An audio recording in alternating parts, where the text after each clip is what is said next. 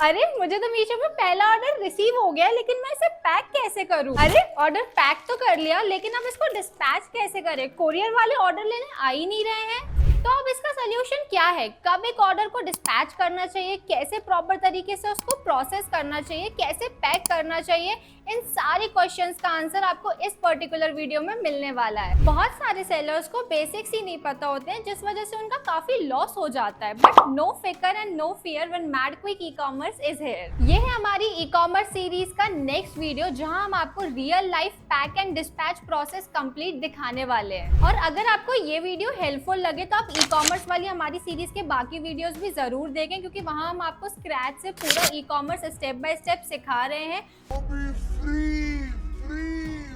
जो लोग paid courses में बताते हैं, सारी चीजें आपको हम फ्री में सिखा रहे हैं। तो गाइस, सबसे पहले आपको लॉगिन कर लेना है आपका मीशो का डैशबोर्ड। जैसे ही आप अपने मीशो के डैशबोर्ड में आएंगे तो ऑर्डर प्रोसेस करने के लिए, स्लिप्स निकालने के लिए आपको आ जाना है ऑर्डर्स वाले सेक्शन में। अब ऑर्डर्स वाले सेक्शन में जब आप आओगे तो आपको 5 ऑप्शंस मिलेंगे। पहला है ऑन होल्ड, फिर है पेंडिंग, फिर है रेडी टू शिप, फिर है शिप्ड एंड देन है कैंसल्ड। तो कैंसल्ड में वो ऑर्डर्स आपको दिखेंगे जो ऑर्डर्स आपके कैंसिल हो चुके हैं, मींस कस्टमर ने पहले ऑर्डर किया होगा बट उन्होंने किसी वजह से कैंसिल कर दिया। ओके, फिर उसके बाद है शिप्ड ऑर्डर्स, जो आपके शिप हो जाएंगे ऑर्डर्स, पार्सल्स यहाँ से चले जाएंगे, वो आएंगे आपके शिप्ड ऑर्डर्स में। एंड फिर उसके बाद है ready to ship and pending. तो बेसिकली इनिशियल स्टेज में आपके जितने भी ऑर्डर्स हैं वो आपको दिखेंगे पेंडिंग वाले सेक्शन में।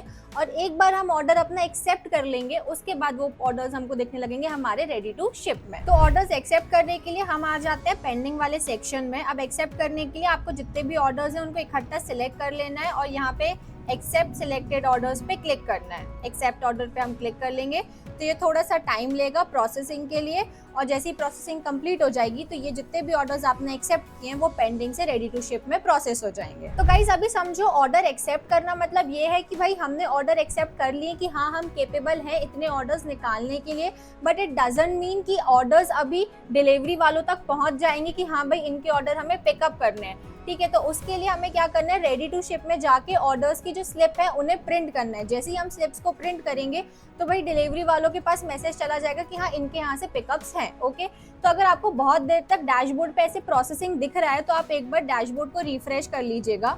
ठीक है, एंड जैसे ही आप डैशबोर्ड को रिफ्रेश करोगे तो आप देखोगे इट्स सक्सेसफुली एक्सेप्टेड। ओके, तो हम गॉट इट पे क्लिक कर देते हैं, रेडी टू शिप में आ जाते हैं और फटाफट से अपनी लेबल्स को डाउनलोड कर लेते हैं। तो लेबल्स को डाउनलोड करने के लिए वही आप बल्क सिलेक्ट कर लीजिए, क्लिक एंड लेबल पे क्लिक कर दीजिए। जैसे ही आप लेबल पे क्लिक करोगे और जनरेटिंग लेबल्स आने लगेगा, विच मीन्स कि आपकी लेबल्स डाउनलोड होने लगी। तो यहाँ पे हमारी लेबल्स डाउनलोड हो चुकी हैं। तो लेबल्स जैसे ही डाउनलोड हो जाए इसका मतलब ये है कि अब हमें हमारी लेबल प्रिंटिंग और पैकेजिंग की प्रोसेस फटाफट से चालू करनी है, क्योंकि कोरियर वाले कभी भी हमारे ऑर्डर्स को लेने आ सकते हैं। और गाइस, हमेशा कोशिश करिएगा कि आप जितने भी लेबल्स हैं वो 12 बजे के पहले एक्सेप्ट करके निकाल लें, अदरवाइज 12 बजे के बाद फिर लेट हो जाता है। तो कभी कभी डिलीवरी वाले सेम डे लेने नहीं आते हैं ऑर्डर्स को।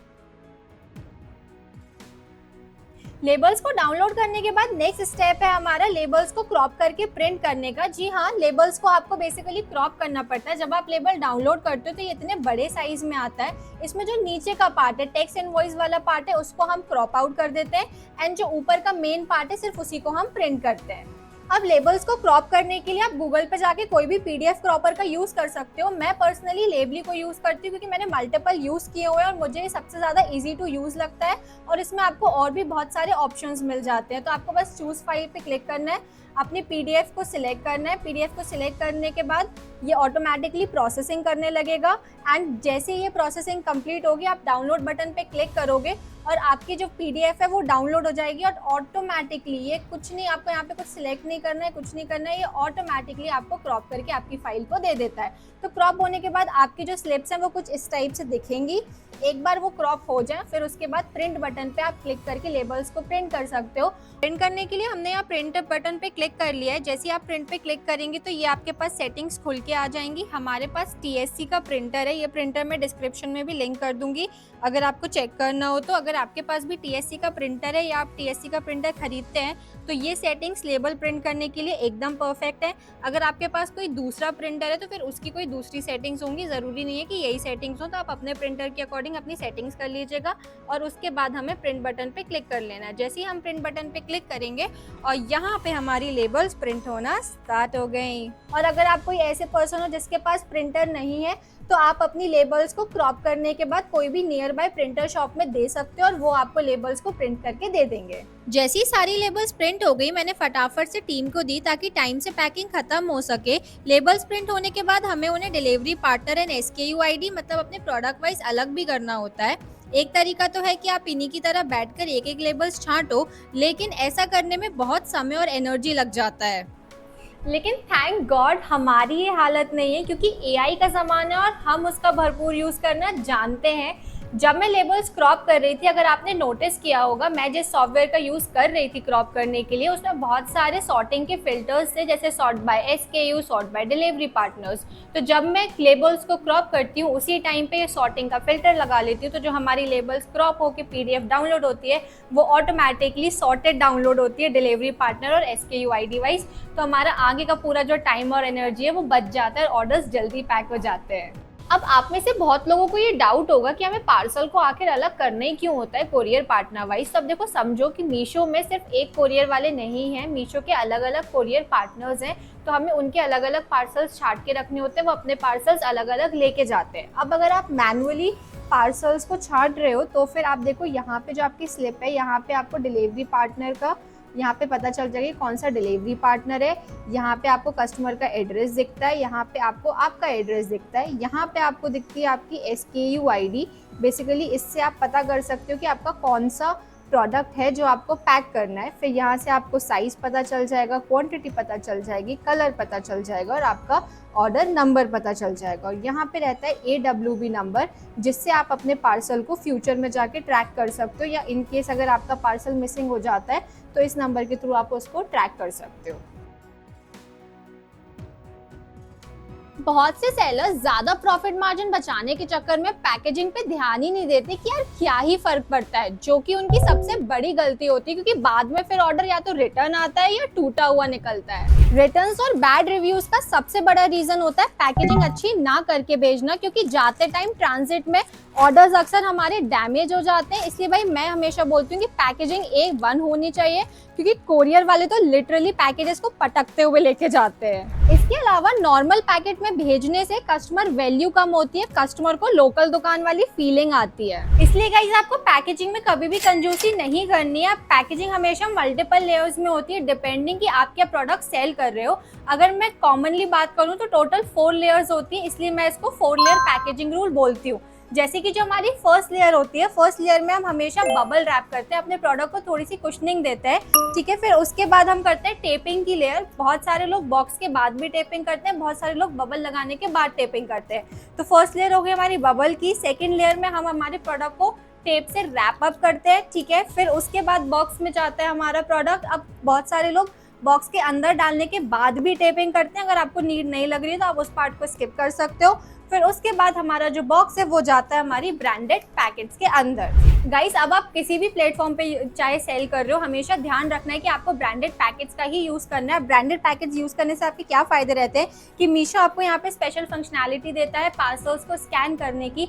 पार्सल स्कैन करने से ये हो जाता है कि मीशो के एक प्रूफ चला जाता है मीशो के पास कि आपने सही पार्सल आपकी जगह से डिस्पैच किया है। अब जब आपका प्रोडक्ट RTO आएगा या रिटर्न आएगा तो आपके पास प्रूफ रहेगा कि भाई हमने तो प्रोडक्ट सही भेजा था। अब अगर आपकी तरफ से गलत आ रहा है तो हमें क्लेम दीजिए। बेसिकली आपके क्लेम के चांसेस उसमें हायर हो जाते हैं क्लेम मिलने के। अब गाइस एक बार आपका प्रोडक्ट अच्छे से पैक हो जाए उसके बाद आपको लगानी है लास्टली में लेबल्स। लेबल्स हमेशा ध्यान से लगाइएगा और हमेशा अच्छी क्वालिटी का लेबल यूज़ करना है, क्योंकि अगर आप बेकार क्वालिटी का लेबल यूज़ करते हो तो ये फिर जाते टाइम ऐसे स्क्रैच हो जाती हैं, जिस वजह से फिर ये स्कैन नहीं होती हैं अच्छे से और आपके RTOs के चांसेस हायर हो जाते हैं, विच मीन्स आपका लॉस। तो गाइस लेकिन अगर आपका प्रोडक्ट कोई ऐसा है जो कि फ्रिजाइल है या फिर ब्रेकेबल है तो आपको हमेशा ये 4 लेयर पैकेजिंग रूल फॉलो करना है। लेकिन अगर आपका प्रोडक्ट ऐसा है कि जो कि अनब्रेकेबल है, आपको लग रहा है कि जाने वाने में टूटने वाला नहीं है, तो फिर आप ये बॉक्स वाली स्टेप को स्किप कर सकते हो और सिर्फ बबल रैप करके टेप करके पैकेट में डाल के अपने प्रोडक्ट को डिस्पैच कर सकते हो, उतना भी चलेगा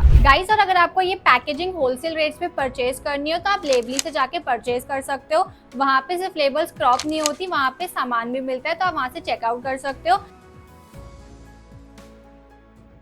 तो गाइस एक बार आपके ऑर्डर्स पैक हो जाएं, उसके बाद बारी आती है स्कैनिंग की। तो अब देखो स्कैनिंग आप दो तरीके से कर सकते हो, या तो आप बारकोड स्कैनर से स्कैन कर सकते हो अगर आप अफोर्ड कर सकते हो, और अगर आप अफोर्ड नहीं कर सकते हो, इनिशियल स्टेज में आपका बजट कम है, तो फिर आप फोन से भी स्कैन कर सकते हो। तो सबसे पहले गाइस हम देख लेते हैं कि अगर आप फोन से स्कैन करोगे तो फोन से आप स्कैन कैसे कर पाओगे। तो फोन से स्कैन करने के लिए आपको क्या करना है, आपको आ जाना है आपके मीशो सेलर डैशबोर्ड पे। फोन पे आप क्रोम में जाके अपना मीशो सेलर डैशबोर्ड लॉगिन कर लो। उसके बाद आपको बाहर होम पेज पे ऑप्शन दिख जाएगा स्कैन नाउ का, तो आप स्कैन नाउ पे क्लिक कर दीजिएगा। जैसे ही आप स्कैन नाउ पे क्लिक करेंगे तो ये पॉपअप होके आएगा, इस पे ओके गॉट इट पे क्लिक कर देना है हमें, and then you can see कि आपके पास स्कैनर ओपन अप हो गया है। ठीक है, तो इसके बाद आपको कुछ नहीं करना है, आपको अपना पार्सल लेना है और क्यूआर कोड पे शो करना है।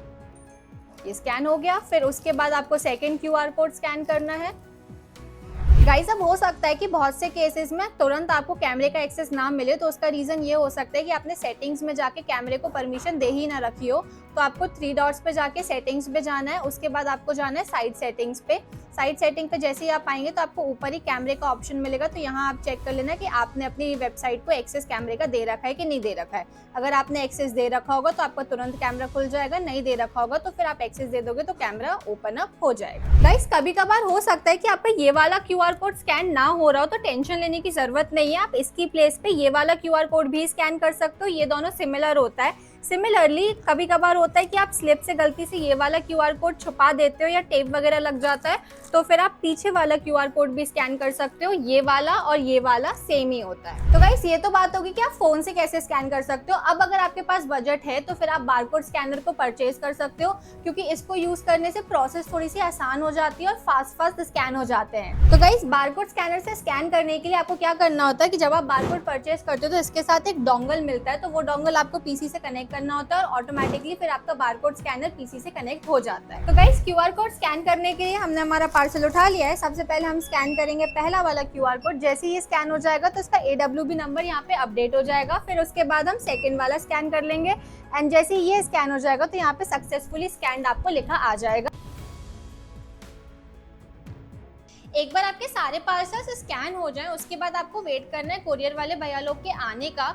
इन केस अगर कोरियर वाले लोग 2 से 3 दिन तक आपके पार्सल्स लेने नहीं आते तो आप ज़्यादा दिन तक इंतज़ार मत करो, मैक्स टू मैक्स 1 दिन तक इंतज़ार करो। अदरवाइज बेस्ट ऑप्शन ये है कि आप नियर बाय अपने एरिया में देख लो कि कौन से वो डिलीवरी पार्टनर है और उनका ऑफिस कहाँ पे है, तो आप डायरेक्टली उनके ऑफिस विजिट कर लो और पार्सल उनके ऑफिस में जाके दे आओ और उनको बताया कि इस एरिया में नई आईडी चालू हुई है, तो आप आके प्लीज़ यहाँ से पार्सल्स पिकअप कर लीजिए करिए। तो वो रेगुलरली फिर आपके पार्सल्स लेने आने लगेंगे। और इन केस वो फिर भी नहीं आते तो बेस्ट ऑप्शन फिर सेकंड ये है कि आप मीशो की सपोर्ट टीम को भी कांटेक्ट कर सकते हो। और गाइज ऐसा भी होता है कई बार कि वो लोग आपके जो रजिस्टर्ड फ़ोन नंबर है उस पर आपको कॉल करते हैं कि यार आपका पार्सल है, हम कितने बजे लेने आ जाएं, आप कब तक पैक कर लोगे। तो इसलिए आपका फ़ोन भी हमेशा अपने नियर बाय ही रखना। अब ध्यान से जिस दिन का आपका पार्सल है आपको उसी दिन उसको डिस्पैच करवाना है, क्योंकि गाइस नहीं तो आपका पार्सल ब्रीच हो जाता है। ज़्यादा से ज़्यादा आज सपोज आपका ऑर्डर आ जाए तो आपको उसको आज ही एक्सेप्ट करके निकालना है। ज़्यादा से ज़्यादा आप कल तक निकाल सकते हो, बट उससे ज़्यादा अगर आपने लेट किया तो आपका ऑर्डर ब्रीच हो जाएगा। ब्रीच होना मतलब आपकी लिस्टिंग्स डाउन होना। मीशो को लगता है कि यार ये लोग केपेबल हैं ही नहीं इतने ऑर्डर्स निकालने के लिए, तो वो धीरे धीरे आपकी लिस्टिंग्स को डाउन कर देते हैं, आपकी विजिबिलिटी को डाउन कर देते हैं। तो इसलिए जितनी जल्दी ऑर्डर्स आएंगे, जितनी जल्दी आप निकालोगे उतना अच्छा होगा आप लोगों के लिए। जाने से पहले ना गाइज मैं आप लोगों को कुछ इंपॉर्टेंट टिप्स देना चाहूँगी। जैसे जो फ्रिजाइल प्रोडक्ट्स होते हैं उसमें फ्रिजाइल स्टिकर ज़रूर लगाएं और उसमें आप डबल कुशनिंग करें। जैसे कि आप जो बबल रैप करते हैं उसको डबल रैप करें। एंड सेकंड टिप मैं आपको देना चाहूँगी कि जब भी आप लेबल्स लगाते हैं अपने पार्सल के ऊपर, उसको या तो थोड़ा सा ऊपर या फ्रंट साइड में ही लगाएं, सो दैट आपके जो बारकोड हैं पैकेट्स के वो कभी भी छुपे ना। एंड गाइस लास्टली आप मीशो का नेक्स्ट डे डिस्पैच वाला फीचर भी यूज़ कर सकते हो। वहाँ पे आप नेक्स्ट डे ही आपको अपने पार्सल्स को डिस्पैच करना होता है एंड मीशो उस केसेस में आपकी लिस्टिंग्स को हायर रैंक कराता है, which is beneficial for you guys. So that's it guys. और अगर आपको ऐसे ही और ई कॉमर्स के लिए बहुत सारा ज्ञान चाहिए हो कि जैसे कि प्रोडक्ट कैसे लिस्ट करते हैं, सेलर अकाउंट कैसे बनाते हैं, प्रोडक्ट रिसर्च कैसे करते हैं, तो मैं आपको बता दूं कि मैं फ्री ई कॉमर्स की सीरीज चला रही हूँ यूट्यूब पे। आप प्लेलिस्ट को जाके चेकआउट कर सकते हो। जो इन्फॉर्मेशन पेड कोर्सेज में होती है वो सारी इन्फॉर्मेशन आपको यहाँ पे फ्री में मिल रही है। So go check it out. Video पसंद आया हो तो लाइक शेयर सब्सक्राइब करना तो आप भूलोगे नहीं, आई नो दैट।